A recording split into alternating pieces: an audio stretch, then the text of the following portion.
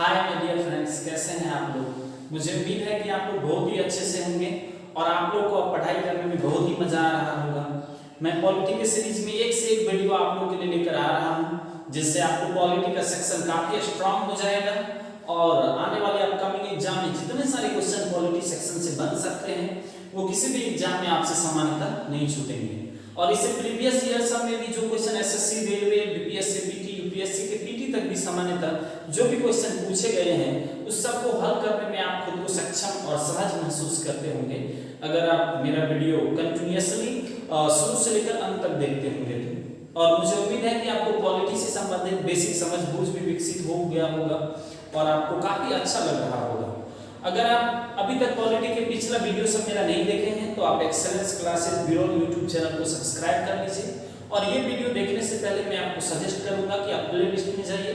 और इससे पहले भी पॉलिटी के सीरीज में मैंने काफी सारा वीडियो बनाया है और पॉलिटी की शुरुआत से लेकर प्रोसेस वाइज में आगे बढ़ रहा हूं। जैसे जैसे टॉपिक इंक्लूडेड है हमारे सिलेबस में उस सारे वीडियो को आप देख सकते हैं और देख लीजिएगा तो अच्छा रहेगा। आपको कंटिन्यूअसली वन बाय वन देखने से ज्यादा अच्छे से समझ में भी आएगा। या आप इस वीडियो को खोलने के बाद ही आप मेरे वीडियो का आपके ऊपर में लिंक आ जाएगा, उसको खोलकर भी आप देख सकते हैं। और पढ़ाने के बाद विस्तृत रूप बहुत सारे टॉपिक को विस्तृत रूप से समझने के लिए या आपको नोट्स बनाने के लिए कुछ मैं पीडीएफ में लिंक भी दे दिया करता हूं, जिससे एग्जाम से रिलेटेड जो सीधे ओरिएंटेड फैक्ट है, जैसे वीडियो में मैं बहुत अधिक एक्सप्लेन करता हूं जो आपको समझने के लिए जरूरी है। हो सकता है बहुत सारा ऐसा चीज है जो आपको समझने के लिए जरूरी है लेकिन वो एग्जाम में नहीं आएगा। जैसे मौलिक अधिकार किसे कहते हैं, अब ये एग्जाम में कभी नहीं आया है लेकिन चूंकि हम लोग अध्याय पढ़ रहे हैं तो ये हम लोग के लिए समझना जरूरी हो जाता है क्योंकि बेसिक समझ तो होना ही चाहिए। तो लेकिन मैं पीडीएफ में ऐसा बहुत सारी चीजें आपको देता हूं जो सीधे आपके एग्जाम के लिए रेलेवेंट है, तो सबको भी आप देख सकते हैं। कुल मिलाकर होलिस्टिकली अगर आप वीडियो देखते हैं, नोट्स बनाते हैं, पीडीएफ पढ़ते हैं तो आपको किसी भी अदर वीडियो को देखने की जरूरत नहीं रह जाएगी। और एसएससी, रेलवे, बीपीएससी, पीटी तक के लिए तो मैं कहूंगा कोई बुक भी नहीं पढ़ना पड़ेगा आपको पॉलिटी सेक्शन के लिए और आपका समग्र तैयारी हो जाएगा। बस ये है कि आप ट्रस्ट करके अच्छे से वीडियो देखिए, फिर प्रीवियस ईयर क्वेश्चन देखिए, मन की चंचलता को थोड़ा रोकिए। ऐसा नहीं कि 2 मिनट देखिए फिर लेफ्ट हो गए, ऐसा नहीं, आपको पूरा वीडियो देखना है। अगर आपको ये इनिशिएटिव अच्छा लगता हो तो अपने दोस्तों को भी बताइए, वीडियो को दोस्तों के साथ भी शेयर कीजिए। तो चलिए आज की वीडियो पे हम लोग कंसंट्रेट करते हैं। मेरे पिछले वीडियो को ये बात पता होगा कि अभी हम लोग फंडामेंटल राइट पढ़ रहे हैं जो भारतीय संविधान का मैग्ना कार्टा भी कहा जाता है और ये भारतीय संविधान के सबसे महत्वपूर्ण अध्याय में से एक है। इससे प्रीवियस वीडियो में मैंने फंडामेंटल पे 2 ऑलरेडी मैंने वीडियो बना दिया है। पहला जो फंडामेंटल राइट वीडियो था उसमें मैंने मौलिक अधिकार किसे कहते हैं, क्यों जरूरी है और कुछ छोटे मोटे चीजों के बारे में डिस्कशन किया था।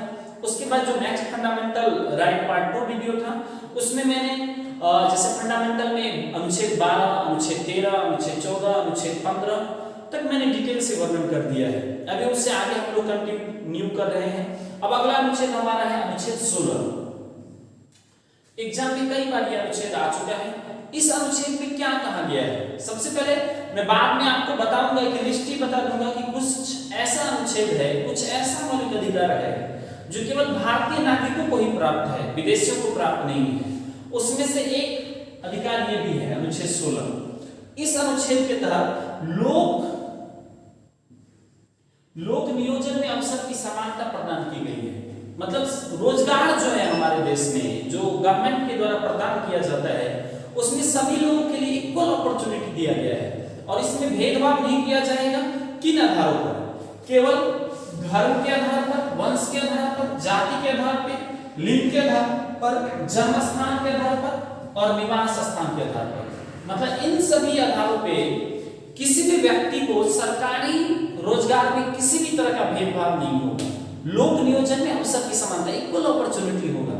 जैसे कि प्राचीन समय में या अंग्रेजों के टाइम में भी बहुत तरह का भेदभाव होता था। जैसे भारतीयों को ऊपर के अधिकारी नहीं बनने दिया जाता था, कुछ खास पोस्ट ही भारतीयों के लिए थे।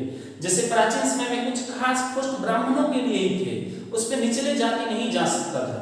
जैसे अंग्रेजों के टाइम में भी ऊपर के वर्गीय अधिकारी जो होते थे, जैसे सेना में जो वर्गीय अधिकारी होते थे वो केवल अंग्रेज बन सकते थे, निचले अधिकारी भारतीय भी हो सकते थे। तो अनुच्छेद 16 के तहत उन परंपराओं को समाप्त कर दिया गया है। अब किसी भी तरह का भेदभाव नहीं है, लेकिन ऐसा नहीं है कि ये एब्सोल्युटली है। अब किसी भी तरह का भेदभाव नहीं होगा, केवल इन सब चीजों के आधार पर कोई भेदभाव नहीं होगा। तो अनुच्छेद 16 के माध्यम से वो जो भेदभाव वाली परंपरा थी उसको समाप्त कर दिया गया है। लेकिन ये अधिकार केवल भारतीय नागरिकों को प्राप्त है, विदेशी नागरिकों को ये अधिकार प्राप्त नहीं है। लेकिन इसमें भेदभाव हो सकता है, कुछ अलग आधारों पे हो सकता है। इसमें भी देखिए केवल वर्ड जुड़ा हुआ है, केवल धर्म के आधार पर भेदभाव नहीं हो सकता। आपको किसी भी सरकारी जॉब में केवल धर्म के आधार पर अयोग्य नहीं कराना जा सकता है, या वंश के आधार पर केवल नहीं, या आपको केवल इसलिए नहीं मना किया जा सकता है कि आप इस विशेष जाति से हैं, या इस विशेष लिंग से हैं, या इस विशेष धर्म से हैं। आपको किसी भी तरह के सरकारी जॉब में इस वजहों से नहीं मना किया जाएगा। लेकिन कहीं कहीं इसका एक्सेप्शन देखने को मिल सकता है, वो विशेष स्थिति की वजह से ऐसा होता है, क्योंकि उस जॉब में इन सब चीजों की जरूरत होती है। जैसे कहीं कहीं निवास, किसी राज्य में निवास स्थान के शर्त को अनिवार्य कर दिया गया है, लेकिन अन्य राज्यों में ऐसा नहीं देखा जा सकता है। जैसे आंध्र प्रदेश, तमिलनाडु के कुछ चीजों में निवास को अनिवार्य बताया गया है। और जैसे कि इन सब चीजों के बारे में हम लोगों ने पहले भी डिटेल से चर्चा किया था। जैसे किसी खास जाति के आधार पर भेदभाव नहीं होगा, लेकिन हमारे देश में कुछ जाति जो ऐतिहासिक काल से ही सामाजिक और शैक्षणिक रूप से पिछड़ी हुई है, तो उन्हें आगे लाने के लिए कुछ रिजर्वेशन का प्लान किया गया है। वो भेदभाव नहीं हो रहा है। जैसे एग्जांपल्स देखिए, कोई व्यक्ति यहाँ है और कोई व्यक्ति यहाँ है, और इस पॉइंट को मीट करना है, और एक व्यक्ति यहाँ से दौड़ना स्टार्ट करे, एक व्यक्ति यहाँ से दौड़ना स्टार्ट करे, और हम ऐसा कहें कि वो एक ही साथ यहाँ पहुंचेगा और एक ही टाइम पे, तो ये भी एक तरह का भेदभाव है। क्योंकि ऑलरेडी ये व्यक्ति जो है इससे 10 मीटर आगे है, तो सबसे पहले इस व्यक्ति को यहाँ लाकर हम खड़ा करेंगे, तभी तो हम अगर इक्वल टाइम से देते हैं तो हम कहेंगे कि एक साथ हो रहा है। तो यही स्थिति है। जैसे हमारे देश में कुछ जाति है जो इस लेवल पे खड़ा है, और कुछ जाति है जो यहाँ है, तो अगर हम एक ही तरह का नियम कानून, एक ही तरह का एग्जाम, बहुत सारा चीज बना देते हैं, तो ये व्यक्ति हमेशा पीछे ही रह जाएगा, क्योंकि इसे वो सुविधा ही नहीं मिल रही है। तो रिजर्वेशन का जो सिद्धांत है वो इसी थ्योरम पे काम करता है। तो जो पिछड़ा वर्ग है, जो SC ST है, उसको विशेष सुविधा देकर एक निश्चित समय में यहाँ ला दिया जाए और फिर आरक्षण को समाप्त कर दिया जाएगा। ऐसा संविधान बनाते समय अप्रोच था कि 20 वर्ष के बाद या एक निश्चित समय के बाद जब ये OBC या SC ST सामान्य जाति के अनुकूल हो जाएगा, सामान्य वर्ग के लेवल में आ जाएगा, फिर आरक्षण समाप्त हो जाएगा, फिर दोनों के लिए इक्वल अपॉर्चुनिटी होगा। लेकिन वर्तमान समय में आप समझ ही सकते हैं, आरक्षण को बहुत सारी चीजों से जोड़ दिया गया है। वोट बैंक का इशू बन गया है, राज्य सरकारें वोट के लिए इसका उपयोग करती है, अभी विकास से इतर इसका रास्ता हो गया है। तो वो सब बहुत सारा वजह है, लेकिन हमें उन सब चीजों को यहाँ इंक्लूड नहीं करना है, क्योंकि वो सब हमारे एग्जाम में नहीं आएगा। तो प्रावधान नहीं है, हमें प्रावधान मोटा मोटी याद रखना है। तो OBC के लिए आरक्षण के लिए सबसे पहला पिछड़ा वर्ग आयोग आपके एग्जाम में आ चुका है, का गठन जवाहरलाल नेहरू के टाइम में ही किया गया था, और इसके अध्यक्ष काका कालेलकर साहब थे। 1953 में ये बनाया गया था पहला पिछड़ा वर्ग आयोग, जिसकी अध्यक्षता काका कालेलकर ने की थी, और 1955 में उन्होंने अपना रिपोर्ट सौंपा था। फिर से द्वितीय पिछड़ा वर्ग आयोग का गठन 1979 में किया गया, जब OBC को आरक्षण दिया जाए, कितना दिया जाए, इस सब पे जोर पकड़ा। तो 1979 में किया गया, और ये मोरारजी देसाई के कार्यकाल में किया गया था। उस समय में प्रधानमंत्री मोरारजी देसाई थे, और आपको ये भी पता होना चाहिए कि सबसे पहला गैर कांग्रेसी प्रधानमंत्री मोरारजी देसाई थे। प्रधानमंत्री वाले चैप्टर में भी हम लोग ये देखेंगे कुछ खास प्रधानमंत्री के बारे में, और इसकी अध्यक्षता BP मंडल ने की थी। और फिर से ये एक बार चर्चा पकड़ा नरसिम्हा राव के कार्यकाल में 90s के दशक में, और उस समय फिर मैंने आपको इस प्रीवियस वीडियो में भी बता दिया था कि OBC को 27% 2005 में लॉ बनाकर आरक्षण दे दिया गया है। लेकिन उसमें क्रीमी सिद्धांत, क्रीमी लेयर का जो सिद्धांत है वो एप्लीकेबल होगा अगर कोई व्यक्ति OBC से कोई संवैधानिक पद पर पहुंच जाता है, या कोई ग्रुप A का अधिकारी हो जाता है, ग्रुप B का अधिकारी हो जाता है, या कोई सेना में कर्नल रैंक से ऊपर का अधिकारी हो जाता है, या कोई डॉक्टर बन जाता है, वकील बन जाता है, या कोई अभियंता बन जाता है, या किसी की आय 4.5 लाख से ऊपर हो जाती है, या किसी को शहरी क्षेत्र में अपना निवास स्थान हो, अपना मकान हो, अपना जमीन हो, तो ऐसा व्यक्ति यदि OBC के अंतर्गत आता भी है, फिर भी उसे उस 27% का लाभ नहीं मिलेगा। और ये जो क्रीमी लेयर का सिद्धांत है वो SC ST पे लागू नहीं होगा। ये आप मेरे प्रीवियस वीडियो में देख लीजिएगा, वहां मैंने डिटेल से एक्सप्लेन किया है। फिर ये जो ईडब्ल्यूएस का प्रावधान है ये भी एग्जाम में आ सकता है क्योंकि ये करंट का भी इशू है। पहले जो आरक्षण का प्रावधान था वो केवल सामाजिक और शैक्षणिक रूप से था, संविधान में आर्थिक रूप से आरक्षण देने का जिक्र नहीं किया गया था, क्योंकि हमारे देश में कुछ ऐसा जाति है जो सामाजिक रूप से ही पिछड़ा हुआ है, शैक्षणिक रूप से है, वहां केवल हम आर्थिक की बात नहीं कर सकते हैं। अगर उन्हें आर्थिक अधिकार दे भी दिया जाए फिर भी उसे सामाजिक रूप से हे दृष्टि से देखा जाता है। जैसे कोई दलित है, अगर वो ज्यादा अर्न कर भी लेता है फिर भी उसे एक अलग ही दृष्टि से देखा जाता है, समाज में उसे वो स्थान नहीं मिल पाता है। जैसे कोई सामान्य जाति का व्यक्ति जितना रुपया कमाता है, अगर कोई दलित व्यक्ति उतना कमाने भी लगे फिर भी उसे उन नजरों से नहीं देखा जाता, उन्हें वो अधिकार नहीं दिया जाता। तो इस वजह से आरक्षण दिया गया था।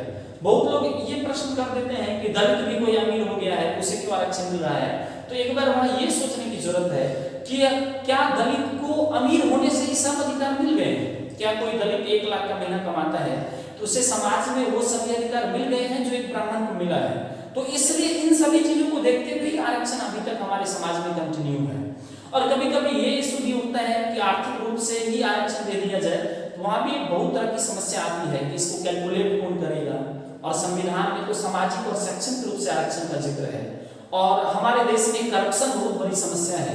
अगर हम आर्थिक रूप से आरक्षण सबको देने लगे तो आप समझते ही हैं हमारे देश में एक एपीएल बीपीएल का मतलब कैटेगरी होता है। तो आपको क्या लगता है बीपीएल में जो व्यक्ति होता है क्या वो वास्तव में बीपीएल का अधिकारी होता है? हमारे देश में भ्रष्टाचार एक ऐसा चीज है जो करोड़पति को भी बीपीएल में दिलवा देता है और एक गरीब को एपीएल में दिलवा देता है।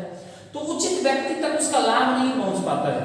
अगर आरक्षण जैसे इसको सीधे आर्थिक आधार पर देने दिया जाएगा तो ऐसा नहीं हो जाएगा कि कोई करोड़पति व्यक्ति पैसा के बदौलत खुद को ईडब्ल्यूएस में कैटेगराइज कर लेगा। अब हो सकता है वो करोड़पति हो लेकिन वो आर्थिक आरक्षण से अपना लाभ ले लेगा और जो योग्य व्यक्ति है वो इससे छूट जाएगा।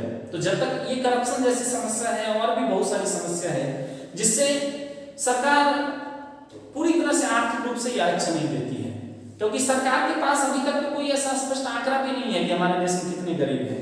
जब भी कोई आयोग बैठाया जाता है तो हर आयोग का आंकड़ा में कभी भी मेल नहीं खाता है, हर आयोग अलग अलग आंकड़ा दिखाती है। तो जब हम अभी तक इतना आयोग बैठाने के बाद हमारे देश में कितना गरीब है इसका सही से कैलकुलेट नहीं कर पाए हैं तो हम कैसे आर्थिक आधार पर आरक्षण दे सकते हैं? तो ऐसा बहुत सारा मामला है, ये डिस्कशन का टॉपिक है, ये हमारे एग्जाम के लिए रेलिवेंट नहीं है, लेकिन मैंने आपको थोड़ा सा दे दिया है। अगर आप यूपीएससी बीपीएससी का तैयारी करते होंगे तो थोड़ा सा आप इस पे सोच सकते हैं या आप राज्यसभा टीवी के माध्यम से भी सबको देख सकते हैं।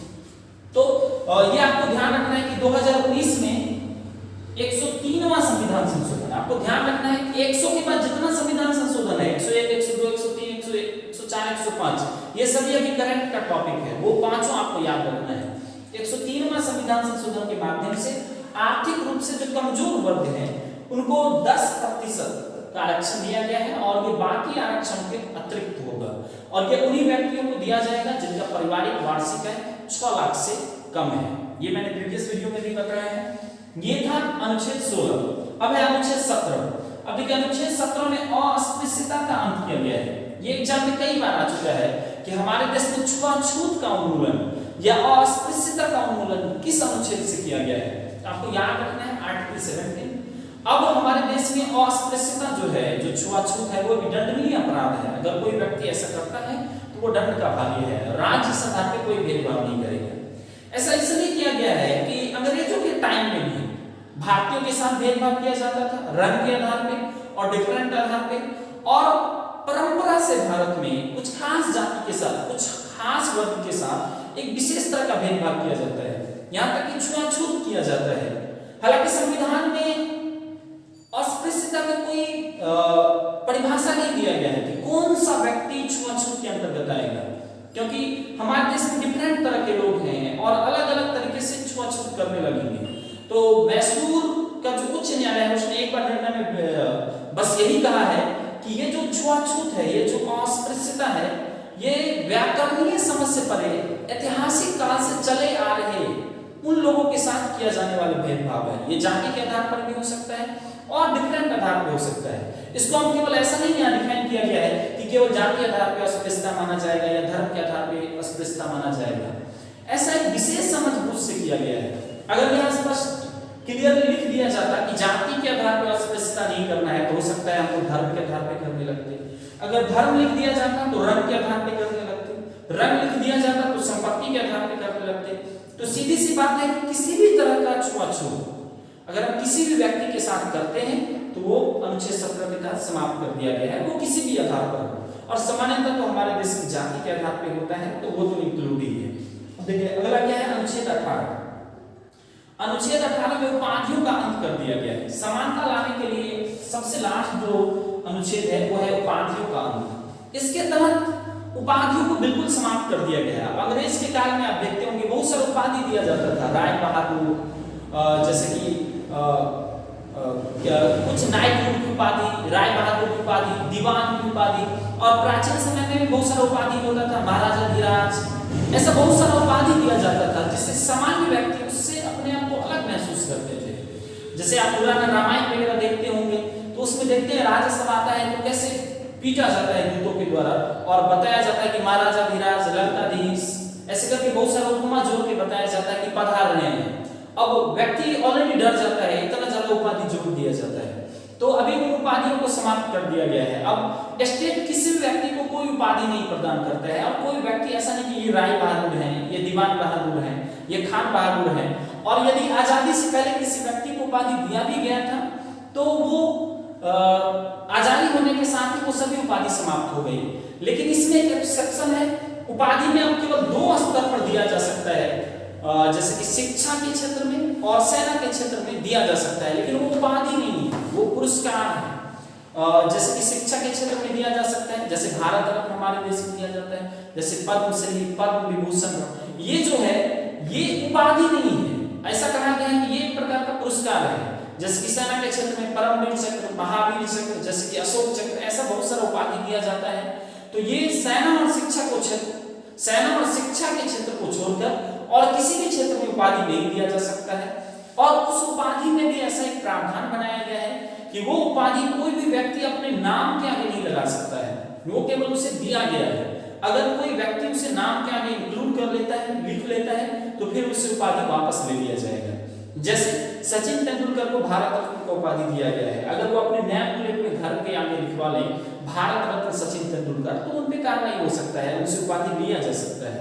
तो वो उन्हें बस दिया गया है, उन्हें प्यार से कोई बोल सकते हैं, लेकिन वो व्यक्ति अपने नाम के आगे ऐसा नहीं कि कहीं हस्ताक्षर करते वक्त भारत रत्न सचिन तेंदुलकर वो लिखेंगे, ऐसा नहीं हो सकता है। हाँ, देश में लोकप्रियता से किसी को कुछ कहा जाए वो नहीं आता है। आप जैसे कि किसी क्रिकेटर को हम लोकप्रियता से कुछ कहने लगते हैं, वो उपाधि के अंतर्गत नहीं आता है, क्योंकि स्टेट ने उसे वो उपाधि नहीं दिया है। इसमें 1-2 चीजें और आपको याद रखना है, जैसे भारत का कोई भी नागरिक कोई विदेशी उपाधि नहीं ग्रहण कर सकता है, या भारत सरकार के अंतर्गत लाभ का पद ग्रहण करने वाला कोई भी व्यक्ति विदेश में अगर कोई भी उसे उपाधि दिया जाता है तो वो ग्रहण नहीं कर सकता है, या वो राष्ट्रपति से स्वीकृति लेने के बाद, परमिशन लेने के बाद ही उपाधि ग्रहण कर सकता है। तो ये आपको समझ में आ गया होगा। तो आर्टिकल 14 से आर्टिकल 18 तक जितने सारे प्रावधान हैं वो सभी प्रावधान हमारे देश में राइट ऑफ इक्वलिटी, समानता के शासन को स्थापित करता है। आर्टिकल 14 विधि के समक्ष समानता, आर्टिकल 15 किसी सार्वजनिक जगह पर किसी भी आधार पर, जैसे धर्म, मूल, वंश, जाति, विवाह संस्थान, इस सब के आधार पर भेदभाव से। तो अनुच्छेद 14 से 18 तक सभी तरह के प्रावधान है, जैसे 16 में लोक नियोजन अवसर की समानता, 17 में अस्पृश्यता का और 18 में उपाधियों का। इन सभी के माध्यम से देश में समानता के शासन को स्थापित किया गया है। तो मुझे उम्मीद है कि आपको अनुच्छेद 14 से अनुच्छेद 18 तक बहुत ही अच्छे से समझ में आ गया होगा। और किसी भी देश के शासन के लिए समानता एक सिद्धांत होता है, और डेमोक्रेसी में, लोकतंत्र में ये बहुत ही जरूरी होता है। हमारे देश में प्रस्तावना में भी 2-3 वर्डों को इंक्लूड किया गया है, उसमें समानता, स्वतंत्रता। समानता काफी इंपोर्टेंट है। अगला हमारा वर्ड है स्वतंत्रता, जिस पे अनुच्छेद 19 से आगे हम जिक्र करेंगे किस तरह हमारे देश में स्वतंत्रता प्रदान किया गया है। तो अगला जो हमारा वीडियो होगा वो स्वतंत्रता के अधिकार पे होगा। हमारे देश में व्यापक स्वतंत्रता दिया गया है, बहुत तरह की स्वतंत्रता दी गई है, लेकिन सब पे आप देख रहे हैं प्रतिबंध भी लगाया गया है, सबके एक्सेप्शन भी है। तो जब हमारा अगला नेक्स्ट वीडियो होगा वो स्वतंत्रता पे होगा। तो आप पॉलिटी के सीरीज में बने रहिए, आप चैनल को सब्सक्राइब कर लीजिए। जैसे ही मैं वीडियो डालूंगा आपको अपडेट मिल जाएगा, और मैं हर रोज ये वीडियो डाल रहा हूँ तो आपका पॉलिटी सेक्शन इससे अच्छे से तैयारी होगा। और डिटेल से जानने के लिए मैं पीडीएफ का लिंक भी दे दूंगा, उसको भी खोल के आप डाउनलोड करके अच्छे से पढ़ सकते हैं। ये वीडियो देखने के लिए आप लोगों को ढेर सारा थैंक यू वंस अगेन। आप स्क्रीन